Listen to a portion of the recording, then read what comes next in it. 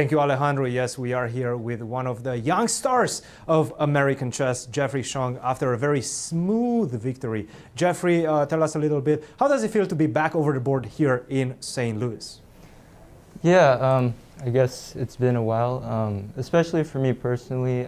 My last event was the Grand Swiss in Riga back in November. So yeah, it's been a while, just good to be back, really enjoying the weather so far, so yeah. Tell us a little bit about this game. It felt like your typical victory. You just got a nice advantage out of the opening with a crafty idea in this Scottish game. Tell us a little bit about that. Yeah, actually, I wasn't sure how I handled this. So I guess we can on this one. Go back. Okay. Yeah. So okay. Yeah, you can keep going here. He was spending a lot of time. Were you surprised by that?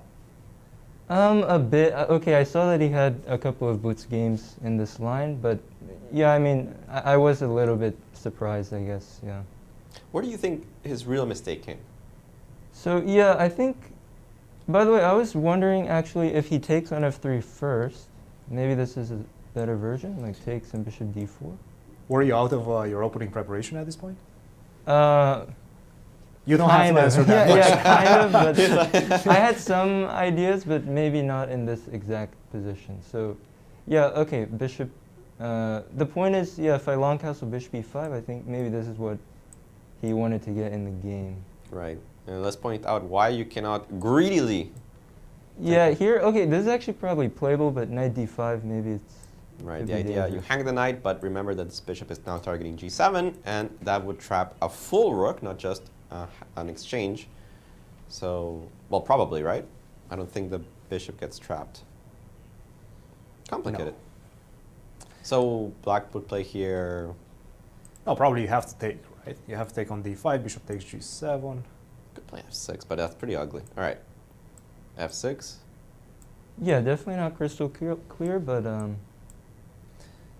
problem is the rook cannot go to g1. Yeah, this is a big issue. I was mentally readying myself to put something on the g7 square, but you can't actually access the g1 Maybe square. rook takes d5. Let's try to open up that diagonal and get with the rook to h5. Messy. I need to help that bishop somehow. It is definitely messy. But at the end of the day, on the worst case scenario, white will have 2 pawns on the rook for 2 minor pieces. No way he's worse. Yeah. So bishop d4 was played immediately without the queen exchange, and it did feel that this endgame was just very unpleasant for the black side, and white's position more or less flowed. Yeah, I think so. But at some point, I feel like I made a slight inaccuracy. So if we continue on, so yeah, this. I think, yeah, 97 caught me by surprise because I was expecting, let's say, castle. And then my idea was bishop d3, say bishop d7 seems normal. And now I want this bishop a3 to threaten knight e2. And the bishop is kind of awkward.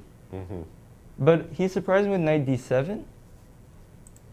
And I think I should just play king c1 because he freed up the d5 square for my knight. So yeah, there's no knight on f6. I think king c1 would have been simply better. But now bishop a3, I don't like this because now, okay, I force him to take on c3.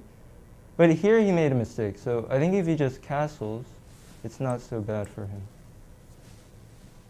Right. Maybe even a solid move like f6, I'm wondering. Yeah, f6 maybe, but I don't think it's quite necessary. Maybe just castles rook e8 and so on. Right. Because, yeah, if I don't get the idea in the game. And the idea of the game was knight e5, you played f4, knight c6 and e5, and it just seems like the position is blowing up without any real development from black. Yeah, I was expecting, so yeah, knight d4, king b2. I thought he was going to try bishop e6, so that he can meet c3 with knight takes b3. Yeah, and this is, yeah, okay, he's probably doing well here. It's probably just a draw, right? Well, okay, actually, he will move the rook somewhere else. Yeah. And then somewhere else. And actually, even that it's not over. Yeah. It's not so clear, yeah? Because you do have bishop b5 check at the end. Ah, okay. Picks up the rook. But yeah, it wasn't really what I wanted. And now So- probably king e7 and followed by rook b8, and you can resign. So bishop e6. But yeah, well, I think sorry. the key idea here after bishop e6 is king c1. So preparing c3 again. This is very crafty, right? You realize this went here, here. Yeah, yeah, it's a funny yeah, diamond kind of. But yeah, now if he goes king e7, I guess I take him bishop b2. So it still should be good for me. The bishops are roaring in this position, especially this dark squared one. Difficult to defend the diagonal. Yeah, this looks bad for black. But actually, in the game, he found a good way to fight on, because at first I thought it's close to winning. But so yeah, let's continue here. He played king e7 instead, Mm-hmm.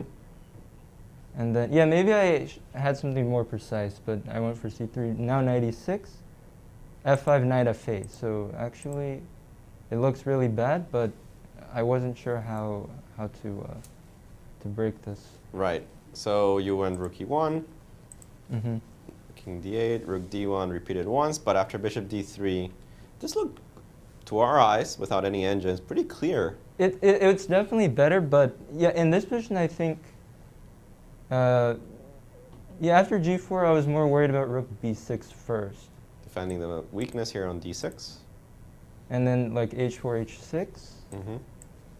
and it's a better version of the game where he allowed tactics. So Mhm. here, I think it's not so easy for me. And we do have a result. That one is over between Moradiabadi and Raja. Moradiabadi managed to secure the victory. Yeah, we're talking about that. Those pawns on the queen side will show the end of the game in a little bit. But let's finish this one up. 95 did surprise you, and let's just show the tactic in the game. Bishop takes c5, a distraction here for black. Of course, it's kind of nice that knight takes d3 intermezzo. Doesn't quite work. So you have this move, rook d6 at the end, and the king is caught. It's not quite checkmate, but it is pretty bad as you have to play bishop e6, losing the piece for free. Yeah, I wanted to point out one more funny idea that I saw. So after h4, Mm-hmm. he can also try to take on d3 and rook b6. And then I thought rook d5, threatening mate, h6. And now I can still go c4, probably. And if, okay, bishop b7, I can move my king, for example. And still the move, but it's funny how this king is getting mated from every angle. Yeah. Yeah, this is actually pretty sad for black. And the position in the game, equally sad.